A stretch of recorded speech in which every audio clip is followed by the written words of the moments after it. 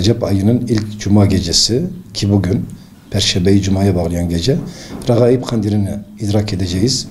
Rabbim bizim için bereketli kılsın, hayırlara vesile kılsın. Bundan sonra yine aynı ayda 27. gecede Mi'raç hadisesinin gerçekleştiği gecedir. Ondan sonra gelen ayda Şaban ayının 15'inde yani yarısı Şaban ayının ortasında Berat gecesi var. Yine ondan sonra Ramazan ayında 1000 aydan hayırlı olan Kadir gecesi var ve Ramazan ayının zaten bütün geceleri başlı başına faziletlerle dolu gecelerdir. Biz de Peygamber Efendimiz sallallahu aleyhi ve sellemin yaptığı dua gibi diyoruz ki Allah'ım bize Recep ve Şaban'ı mübarek kıl, bereketli kıl ve bizi Ramazan'a ulaştır. Rabbimize sonsuz hamdü senalar olsun ki bu sene de Rabbim lütfuyla bizi bu aylara eriştirdi. Regaib ihsan gecesidir. Belki de kıymetini bundan arıyordur. Regaib gecesinin meleklerin lisanıyla telaffuz edildiği rivayet ediliyor.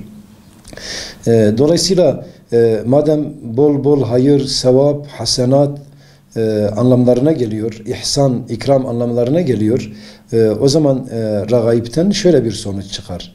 Yani hoş ve güzel olan şeyi, ihsanı, ikramı istemek, talep etmek ve onları elde etmek için gayret etmektir.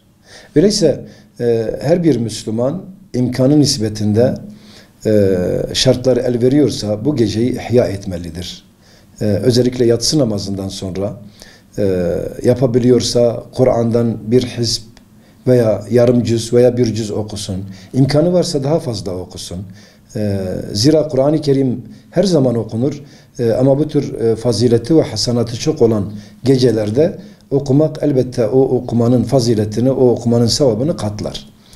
Yapabiliyorsa daha çok okusun. Dolayısıyla bir Müslüman bu geceyi Kur'an okuyarak, zikir çekerek, Resulullah Aleyhisselatü Vesselam Efendimiz'e salatu selam okuyarak, varsa kaza namazlarını kılarak, kaza namazları yoksa nafile namazlar kılarak, dua ederek ki bu duaların müstecap olduğu bir gece, yine bu gecenin başlangıcında veya daha evvelinde veya gecenin içinde ziyaret edebileceği yakın akrabaları, yaşlı ise hele hastaysa onların bizdeki hakları daha çok. Onları ziyaret edelim.